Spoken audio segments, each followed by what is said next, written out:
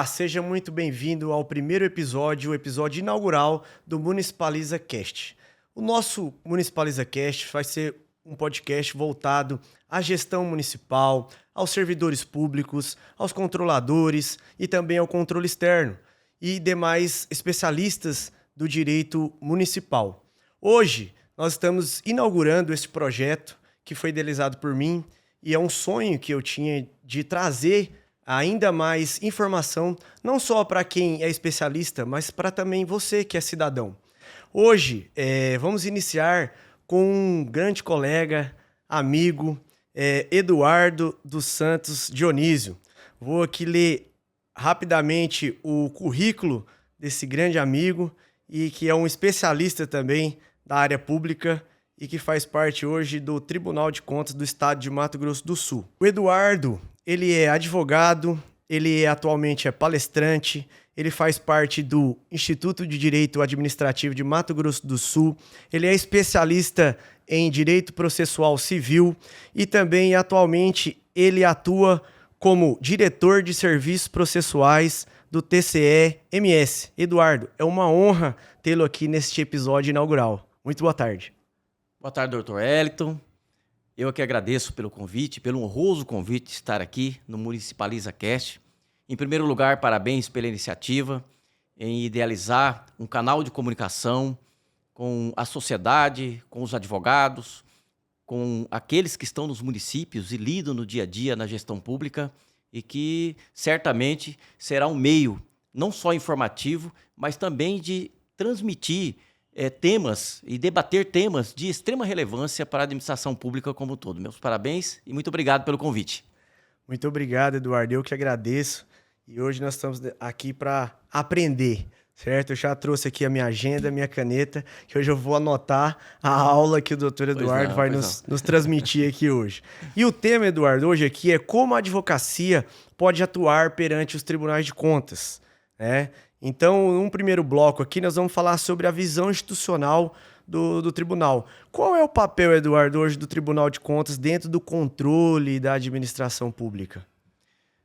Bom, Wellington, é importante entendermos que o Brasil ele é uma república, né? A República Federativa do Brasil, composta por 26 estados, Distrito Federal e mais de 5.800 municípios. Portanto, a administração pública brasileira ela tem uma complexidade muito grande, né? E todos os entes federados eles estão sujeitos à fiscalização de um órgão de controle, tá? E é importante entender que o controle externo, a princípio, é da titularidade do Poder Legislativo, por força do artigo 70 da Constituição Federal e também aqui do artigo 76 da Constituição do Estado de Mato Grosso do Sul, tá? E o Tribunal de Contas, ele é um órgão de estatura constitucional. Por que isso? Porque o artigo 71 da Constituição Federal e o artigo 77 da nossa Constituição do Mato Grosso do Sul estabeleceu competências que são próprias do Tribunal de Contas. Ou seja, é um órgão de controle que possui autonomia para desenvolver as suas atividades de controle externo, tá? E por força também constitucional, todos aqueles que lidam com recursos públicos, né, seja na área contábil, financeira, patrimonial, operacional, nascem para essas pessoas o dever de prestar contas, né? E, portanto, o tribunal tem essa atuação. O Brasil atualmente hoje conta com um Tribunal de Contas da União, né, que é um Tribunal de Contas da Federação Brasileira como um todo. Então, o Tribunal de Contas da União fiscaliza todas aquelas verbas que são do governo federal ou até em transferência para os municípios, enfim. Nós temos 26 tribunais de contas estaduais, um Tribunal de Contas do Distrito Federal, temos 2 tribunais de contas de município. É uma peculiaridade, né? É o Tribunal de Contas do município de São Paulo e o Tribunal de Contas do município do Rio de Janeiro. E ainda temos outros 3 tribunais de contas que são dos municípios. Tá? Bahia tem um Tribunal de Contas que é do Estado, então somente, que fiscaliza a estrutura do Estado, e tem um Tribunal de Contas que fiscaliza todos os municípios. A exemplo da Bahia, temos Goiás e o Pará também. Portanto, os tribunais de contas no Brasil hoje formam um sistema que, embora um tribunal não esteja subordinado ao outro, mas é um sistema voltado para fiscalizar toda a aplicação dos recursos públicos no território nacional. Seria uma forma de controle e gestão desses órgãos, né? Exatamente. O tribunal, dentre os papéis fiscalizatórios, né, ele tem, por iniciativa própria, o poder de realizar auditorias, inspeções, né, fiscalizar todos os atos da administração pública. Isso envolve as contratações, envolve toda a movimentação de recursos públicos, a questão de atos de pessoal, tudo aquilo que o município, o Estado e até a União vai operacionalizar utilizando recursos públicos, está sujeito à fiscalização do Tribunal de Contas. Perfeito. Tem até aquela discussão sobre as contas, né? Contas de gestão e... Exato. Esse é um tema importante, né? Até para a advocacia. Isso. É importante que saiba e diferencie o que é uma conta de gestão e o que é uma conta de governo. Perfeitamente. Por Sempre força há essa... também do inciso 1 e 2, dos incisos 1 e 2 do artigo 71 da Constituição Federal, nós temos ali a figura no inciso 1 das contas de governo, que é aquelas contas dos prefeitos, as contas dos governadores, as contas do presidente da República. Tá? Nessas, o tribunal ele não emite um julgamento, ele emite um parecer prévio sujeito a julgamento pelas câmaras municipais. No inciso 2 é diferente. As contas de gestão, essas sim estão sujeitas a julgamento pelo Tribunal de Contas. Sempre há essa confusão, né? E o pessoal confunde ainda. Acontece bastante, né? Aí nos cursos, nas palestras, no dia a dia, a gente encontra as pessoas e fala assim, olha, como que é a natureza jurídica de uma conta de governo e de uma conta de gestão? Isso, que na maioria das vezes são contratos que são geridos ali, eles são gestores naquelas situações, e outras são aquelas contas de governo, em que há todo o balanço que é analisado e tal, na parte contábil, né? Perfeito. E isso que poderia gerar uma inelegibilidade futura, no caso. Também, né? Então, as contas de governo que chamamos, elas consolidam todas aquelas contas de gestão. Então, nas contas de governo que são aferidos os índices, os mínimos a serem aplicados na educação, na saúde, os limites da despesa com o pessoal, o equilíbrio entre receita e despesa, né? A parte tributária do ente federado, enfim. Já as contas de gestão envolvem as contratações públicas, envolvem os atos todos que estão sujeitos aí a julgamento pelo Tribunal de Contas. Perfeito. Eduardo, diante de todas essas situações aí na questão do controle externo que é feito pelos tribunais de contas, como que os advogados podem ser reconhecidos formalmente como representantes legais nesses processos dos tribunais de contas? Como que é feito isso? É através de procuração e tal? Como que eles podem atuar nesses processos aí, os advogados? Excelente pergunta, Hélio. É importante entendermos a natureza jurídica do processo no Tribunal de Contas. Tá? O processo perante as Cortes de Contas tem uma natureza administrativa, é um processo administrativo de contas. Tá? Então, um pouco diferente da advocacia privada, né, onde o advogado ele patrocina uma causa em razão de uma lide, de um litígio, que é submetida ao juiz competente, para dar a partir dali, à medida em que as provas são produzidas, os fatos, e aplica sobre ele o direito, ali no Tribunal de Contas, o bem jurídico protegido, tutelado, é o interesse público. Então, nós não temos uma lide instalada. Perfeitamente. Tá? O que temos é uma pessoa que, de alguma forma, é alçada na figura de gestor de recursos públicos, nasce para si o dever de prestar contas ao Tribunal de Contas, tá? E, a partir dali, nascem os processos. E eu digo sempre que, perante o Tribunal de Contas, existe um vasto campo de atuação para a advocacia. Para aqueles que estão iniciando, para aqueles que já estão um pouco já aí na luta, como você está, existe um vasto campo. Por quê? Porque o advogado, ele pode estar representando o seu cliente, que para nós é jurisdicionado, para o tribunal é jurisdicionado, em qualquer fase do processo. Ou seja, vamos tomar como exemplo aqui um contrato. Tá? Um advogado pode representar um prefeito, um presidente de câmara, um secretário, um governador, um secretário de Estado, tá? Na instrução já do processo. Digamos que um determinado município deflagre um processo licitatório, publica um edital. Desse edital, em sede de controle prévio, o Tribunal de Contas dá uma cautelar para suspender aquele edital ou dá um prazo aí determinado, normalmente de 5 dias, para que aquele gestor apresente defesa. Ele pode diretamente fazer a defesa dele? Pode. Tá? É importante. Uhum. O processo no tribunal não exige, não é obrigatório a figura do advogado. Mas eu entendo como necessária. Técnico. Porque existe uma diferença de uma defesa empírica, de repente, superficial, até informal, né? de uma defesa técnica por advogado. Perfeito. Tá? Então, suspender uma licitação, por exemplo, prazo para a defesa. É o advogado preparado, né, em contratações públicas, que vai apresentar os elementos de defesa para, de repente, desconstituir aquela cautelar. Tá? E apresentar os elementos de defesa capazes de elidir aquelas dúvidas que o conselheiro julgador, que tem a competência para julgar, de repente teve, e a área técnica também, diante daquele caso concreto. E talvez com essa defesa, ele possa reverter a situação e talvez não anular, mas sim dar o prosseguimento e corrigir aqueles Exato. situações. Né? Ampla possibilidade. Eu digo que não só em sede de controle prévio, mas na instrução do processo, na parte do contraditório, uma defesa bem feita, bem fundamentada, que traga para os autos do processo elementos fáticos e de direito plausíveis, a possibilidade de reverter eventual decisão, ainda que interlocutória no processo, é muito grande. Tá? Então é importante que a advocacia se prepare para isso, né? Esteja preparada para isso. Perfeitamente. Eduardo, quais são os principais momentos em que o advogado pode e deve atuar nesses processos? Você disse um momento aí especial que seria esse das contratações públicas aí, em que há essa medida cautelar e tudo mais. Tem outros momentos também, em fase de recurso, ou até um outro momento especial que o advogado possa atuar, intervir, para poder até trazer esclarecimentos técnicos e tudo mais, para resolver essa situação? Perfeito, Elton. Olha, muito, muito bom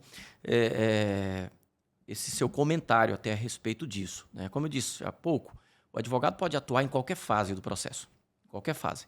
Tá? Então, numa cautelar, ele pode atuar ali já no controle prévio, ele pode atuar na instrução do processo, quando já está na área técnica, em que ele é assegurado ao jurisdicionado o direito de fazer uma determinada manifestação. Uhum.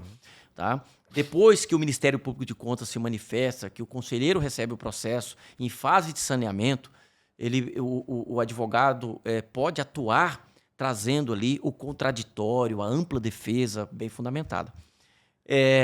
Passado essas fases e quando já há uma decisão no processo, o advogado cumpre um papel fundamental. E é importante aqui fazer uma observação, Wellington, que há pouco agora, por muito pouco tempo, a Lei Orgânica do Tribunal de Contas do Mato Grosso do Sul sofreu uma alteração significativa, que é a Lei Complementar 160, que sofreu alterações muito significativas pela Lei Complementar 345/2025. Tá? E o que aconteceu?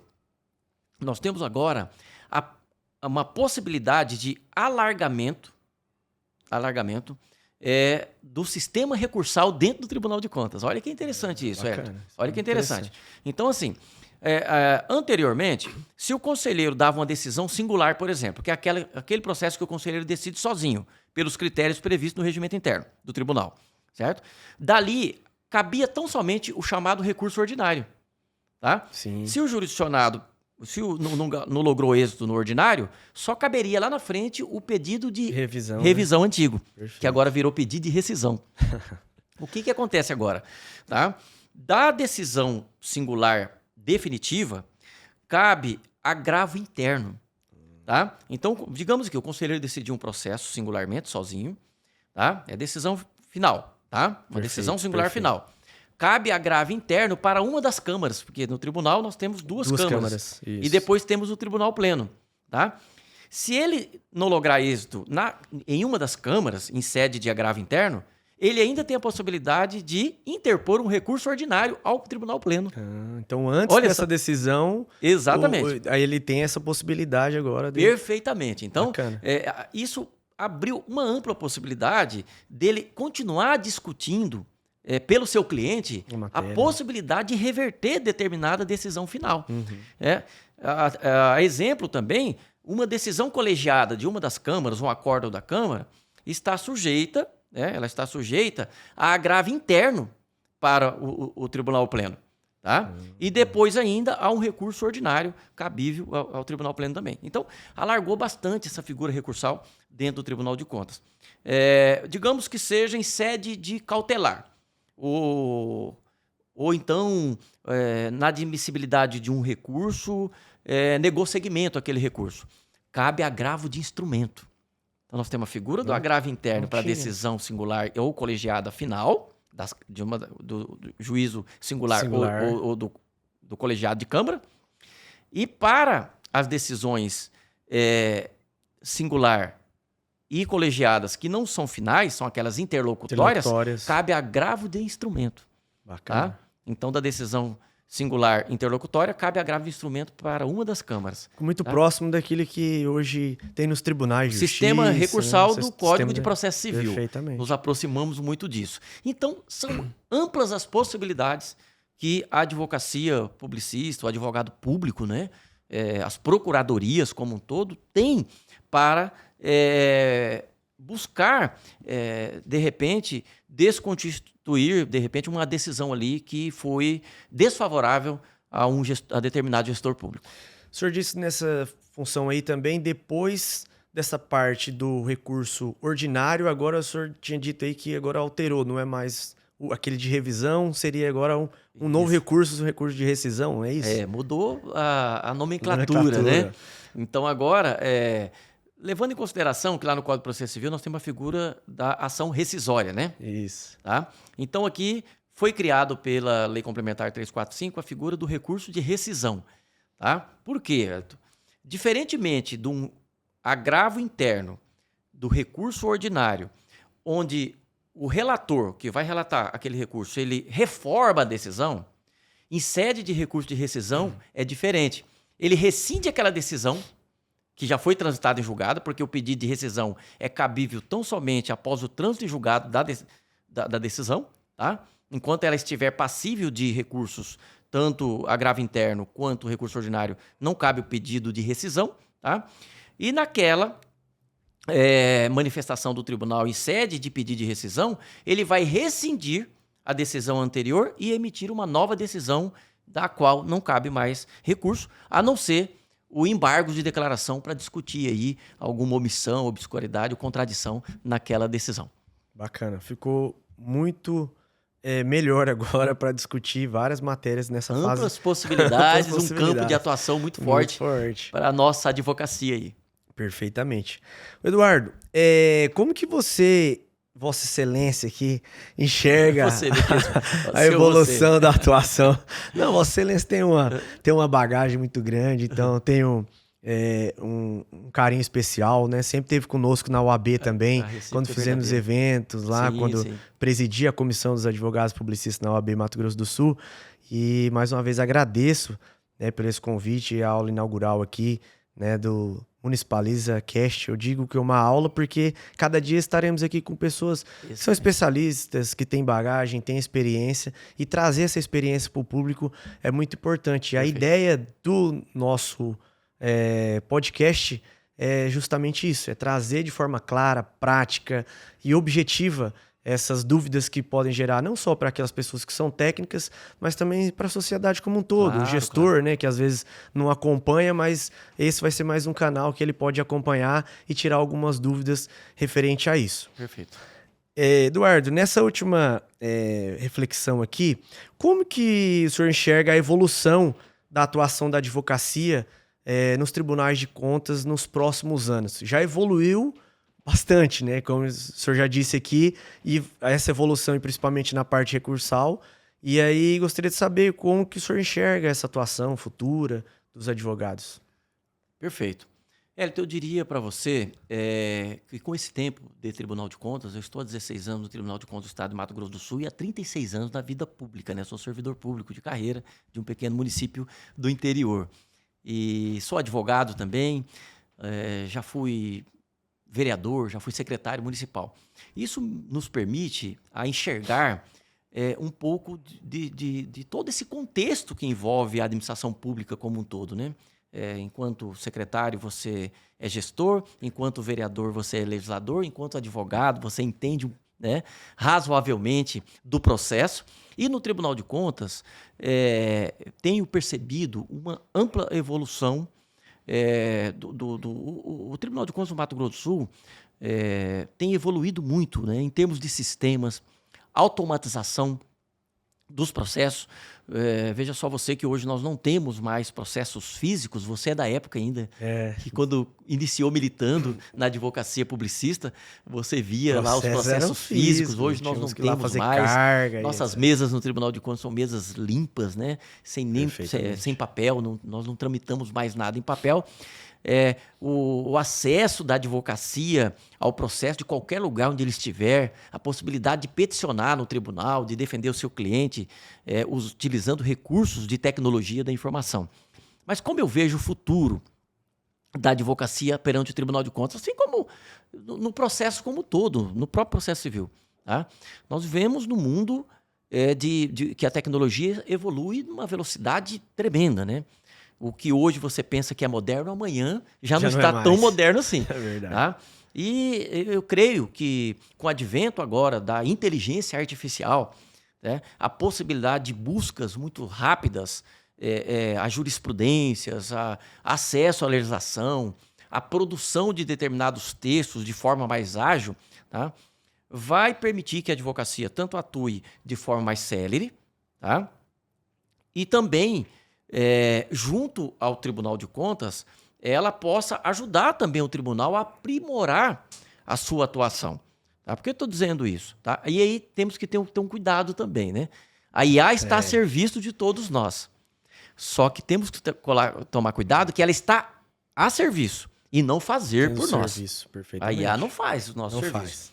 Tem que ter muito cuidado com isso. Vimos aí, estamos acompanhando, né, tantos episódios de advogados que não se atentam para isso, deixam a IA trabalhar por ele, assinam embaixo e saem peças jurídicas com baixíssima qualidade. Perfeito. E isso é um risco, não só para a atuação do profissional da advocacia, mas é um risco para o seu cliente. Porque, acima de tudo, o nosso papel enquanto advogado é defender o nosso cliente. Sim, nós temos uma responsabilidade, inclusive, muito grande com o nosso cliente. Infelizmente, eu tenho acompanhado no tribunal que a advocacia, às vezes, alguns, né, profissionais pecam por não fazer ainda uma defesa bem fundamentada, uma defesa que traga um convencimento para o julgador. Elementos suficientes. Elementos de fato e de direito que convençam o julgador de que o gestor estava certo ao praticar aquele ato administrativo. Então, é uma responsabilidade muito grande. Nós não podemos levar isso, olha, porque é o processo no Tribunal de Contas e tá bom assim mesmo. Não. Isso. Exige-se, ainda que se utilizando dos meios de tecnologia da informação, que são muito eficientes, por sinal, faça você, meu caro profissional da advocacia, a sua revisão, coloque suas impressões, coloque ali o seu profissionalismo, que certamente o seu cliente vai ficar satisfeito e você ganhará projeção, sem dúvida alguma. Perfeito, muito bem. Eduardo, com relação ao momento, a atuação do advogado, né? Quando que ele pode cadastrar para poder atuar nesses processos? Como que é feito isso ali perante o Tribunal de Contas?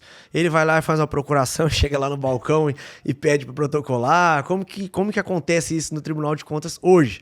Antigamente tinha muito isso, né? A gente fazia o protocolo lá no balcão do tribunal e pegava carga de processos e fazia a nossa análise, peticionava e depois ia novamente lá. Hoje em dia não tem mais isso. Como que é hoje esse processo no tribunal? Eu diria para você, meu caro doutor Hélito, eu posso falar disso com propriedade, né? Porque acompanhei também essa fase da advocacia, né? A dificuldade que tinha em juntar uma procuração, fazer carga de um processo, protocolar um pedido, atravessar uma petição ali, ou mesmo um recurso de alguma forma, o antigo pedido de revisão. Tá?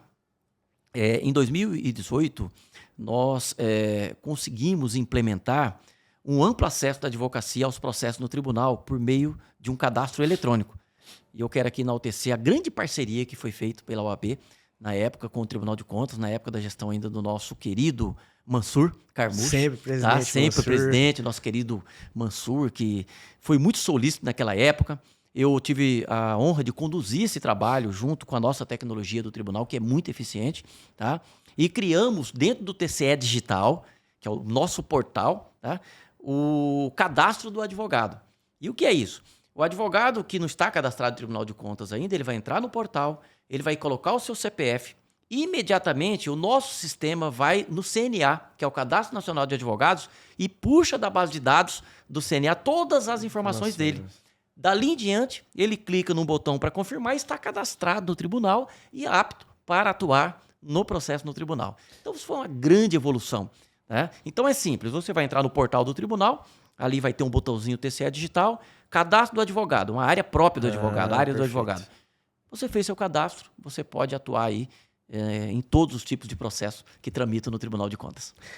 Eduardo, mais uma dúvida que eu tenho aqui, que acredito que muitos devem ter também, é se é possível a sustentação oral hoje nos julgamentos dos tribunais de contas. E quais casos, se houver, quais casos que pode acontecer essa sustentação oral?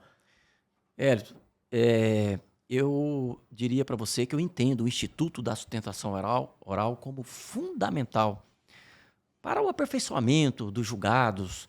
É o momento em que o advogado vai ter a oportunidade de, utilizando a tribuna, de buscar o convencimento dos julgadores a respeito daquela matéria de fato e de direito, que ele tem convicção que o cliente dele agiu corretamente, não agiu com dolo, com má fé, né? Que eventual erro formal ocorreu por outras razões que não sejam aquela intencional de provocar um dano ao erário, tá? Então, esse Instituto da Sustentação Oral tem previsão na nossa lei orgânica, no regimento interno, tá? Basta que o advogado envie um e-mail para o tribunal fazendo a solicitação para essa sustentação oral. Nós vamos cadastrar ele naquela sessão específica em que ele queira promover a sustentação oral e ele poderá ali se utilizar da tribuna pelo tempo que lhe é reservado e fazer a defesa do seu cliente. Bacana, isso é um tema muito esclarecedor, porque eu vejo vários colegas que ainda têm dúvidas ou que, na verdade, nem sabem que pode ter essa sustentação oral no Tribunal de Contas, principalmente aqui do Estado. Eu já vi alguns, né, colegas fazendo sustentação oral em outros estados, né, palestrantes que eu conheço, e verifiquei isso, e hoje a gente vê que hoje até poucos advogados fazem isso no Tribunal de Contas aqui no nosso estado. Bem raro. É bem raro acontecer isso. Bem raro. Então, essa é uma matéria que eu achei, uma pergunta que eu achei interessante, que muitas às vezes fazem para si, e hoje, esclarecendo isso aqui, é muito importante. Bom, Eduardo, diante todas essas informações aqui que já tivemos, qual que seria aqui uma mensagem, né, que o senhor poderia deixar para não só os jovens advogados, mas para advogados até mais experientes, mas que hoje em dia também não atuam, às vezes, no Tribunal de Contas do Estado, né? Não só do Estado, mas também da União. Perfeito. E alguns até municipais, porque isso aqui certo. Vai para o Brasil inteiro para acompanhar. Então, eu estou falando do Estado do Mato Grosso do Sul, porque hoje estamos aqui em Campo Grande. Uhum. Mas, de uma forma geral, qual que é a mensagem que o senhor teria e deixaria para essas pessoas, para esses advogados que atuam nessa área? Bom, primeiro dizer, reforçar, aliás, o que eu já disse aqui, que existe um amplo campo de atuação perante os tribunais de contas brasileiros, seja no TCU, seja no Tribunal de Contas de municípios, dos estados, do Distrito Federal. Por quê? Porque o processo no tribunal, ainda que o bem tutelado, o bem jurídico protegido seja o interesse público, tá? Existem inúmeras possibilidades de defesa, tá? De esclarecimentos, de pontos que podem ser objeto de debate jurídico, tá? E que leva ao convencimento do conselheiro julgador em determinado processo. Tá? Então, aqueles advogados que estão iniciando, eu sugiro sempre, conheçam melhor o sistema de controle externo brasileiro. Leia lá o artigo 70 até o 75 da Constituição Federal, o 75 até o 80, no nosso caso do Mato Grosso do Sul, da Constituição do Estado de Mato Grosso do Sul. A Lei Complementar 160, que é a lei orgânica do Tribunal de Contas do Mato Grosso do Sul, o regimento interno, que é a Resolução 98 do Tribunal de Contas do Estado de Mato Grosso do Sul, que ali está contemplado normativamente, tá? Tudo o que ocorre relacionado à atuação do Tribunal de Contas em sede de controle externo, mas também você vai encontrar todas as possibilidades de atuação da advocacia. Como eu disse, reforçando aqui, você pode atuar em sede de um controle prévio, tá? numa cautelar que o conselheiro pode dar suspendendo um processo licitatório. Você pode atuar na fase da instrução de um processo, seja um contrato, seja um ato de pessoal, seja uma conta de gestão ou ainda uma conta de governo, tá? Você pode atuar na fase da instrução do processo, se for instado a se manifestar, evidentemente, tá? E também em sede de contraditório e ampla defesa. São as regras lá do artigo 112 e 113 do regimento interno do Tribunal de Contas do nosso Estado. E ali, o que é importante? À medida em que o conselheiro estabelece o contraditório, é um momento importante para que o advogado venha e discuta dentro do processo, dentro dessa dialética processual, os elementos de fato e direito que ele quer sustentar. Tá? Passado isso, tá? Quando o processo entra na pauta de julgamento, ainda existe a possibilidade da sustentação oral. Olha só, antes da decisão. Tá? Mas tá bom, olha, Eduardo, eu apresentei defesa técnica na instrução, eu apresentei no contraditório, eu fiz sustentação oral e assim ainda o conselheiro decidiu contrário aos interesses do meu cliente. Eu ainda tenho os recursos cabíveis, né? Da decisão final cabe agravo interno, né? Recurso ordinário, transitado em julgado, cabe pedido de rescisão. Olha só, para você ver o universo de atuação que tem o advogado perante o Tribunal de Contas. É muita coisa para se fazer, tá? Eu sinto que ainda a advocacia, principalmente o mais jovem, não se atentaram para isso ainda, né? Ainda bem que você se atentou há bastante tempo, né? Já há uns 13 anos. É um universo bastante interessante, né? Eu diria que o fato do advogado debater o direito dentro de um processo no tribunal, isso não ofende o conselho, né? Os órgãos colegiados, o conselheiro, porque o advogado ele é essencial à administração da justiça. E eu diria aqui com toda certeza, ele é essencial à administração do processo de contas.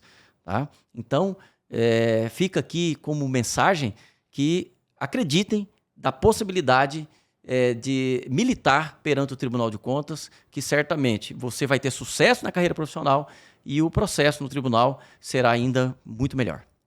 Perfeito.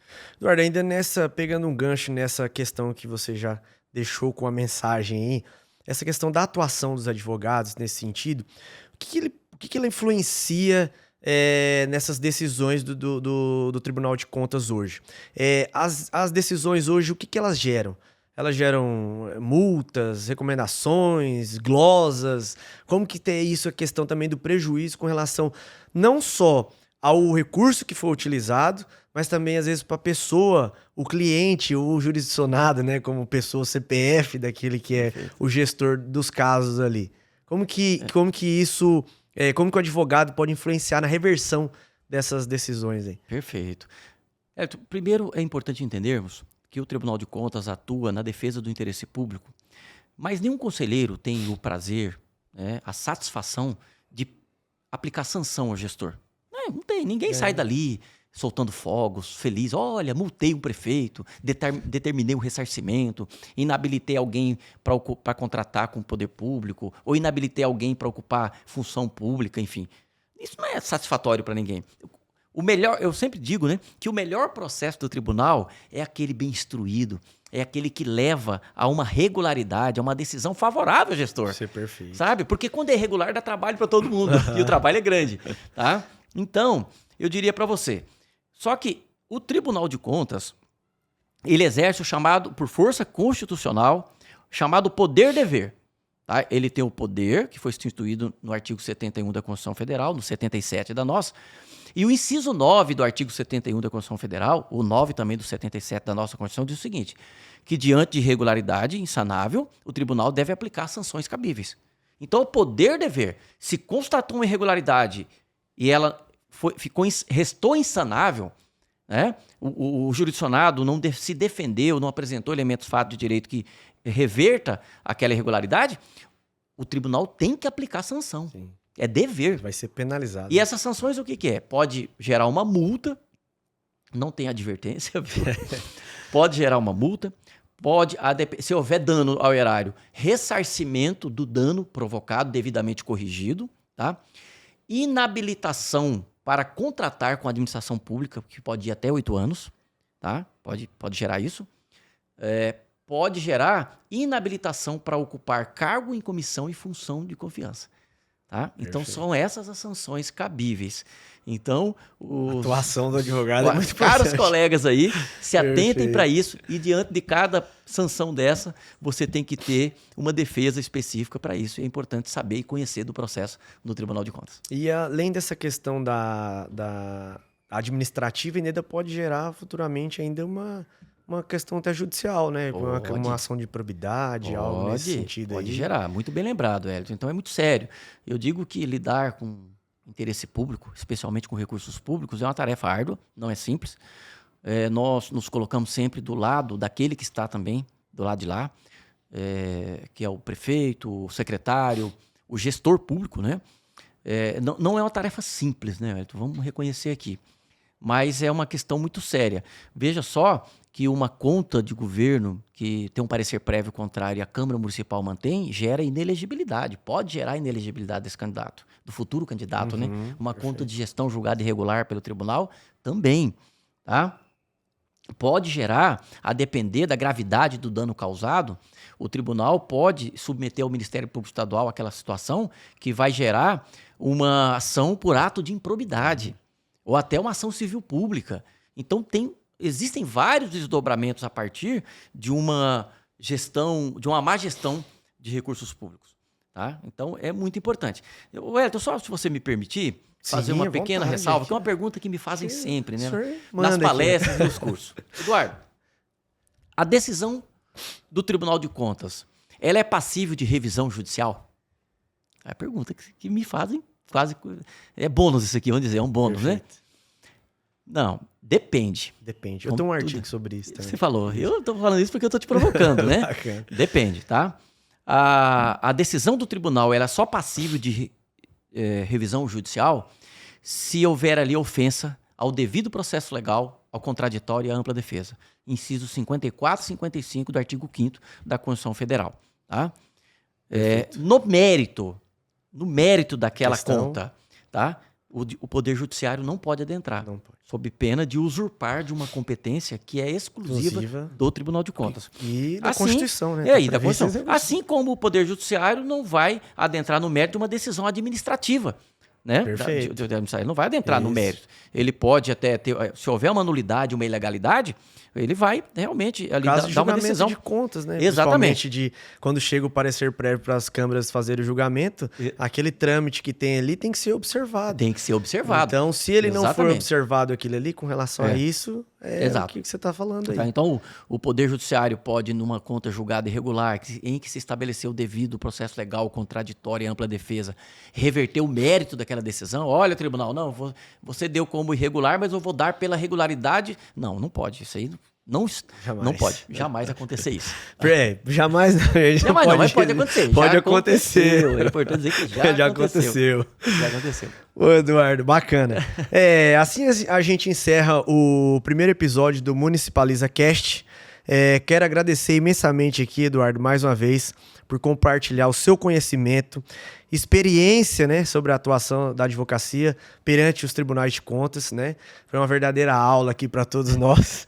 E o importante é que aquilo que o senhor já disse aqui, o senhor vivenciou várias etapas dessa parte da administração pública, tanto no período como foi gestor, secretário, foi vereador na parte do legislativo também, e advogado, e hoje também atua no controle externo perante o Tribunal de Contas. Então é uma vasta bagagem que, graças a Deus, aqui todos puderam acompanhar e usufruir disso, né? Porque o conhecimento aqui para nós é sempre muito importante, e para vivenciar isso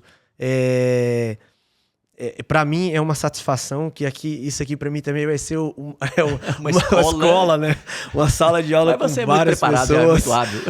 Vamos estudando a cada dia, aprendendo mais, né? Verdade. Então, no direito tem muito isso, né? A advocacia, a cada dia que que a gente acompanha e atualizações que vão tendo ao longo do tempo. Hoje já teve, você acabou de dizer, mais uma que tem do Tribunal de Contas com relação a essa fase recursal. Sim. Então é muito importante todos os advogados, né, e adeptos também ao direito municipal estarem diante disso. E a você que nos acompanhou até aqui, meu muito obrigado por fazer parte desse começo. Esse podcast é feito para você que vive intensamente o dia a dia da gestão pública municipal. Se você gostou do conteúdo, aproveite também para seguir o MunicipalizaCast, né? No Instagram a gente tem o @municipaliza_cast. Também estaremos com o canal no YouTube, MunicipalizaCast, e também estaremos no Spotify. Assim, você não perde nenhum dos episódios. Sempre teremos temas atuais, com convidados especiais e um conteúdo muito prático. Até o próximo episódio e vamos juntos municipalizar o conhecimento. Muito obrigado.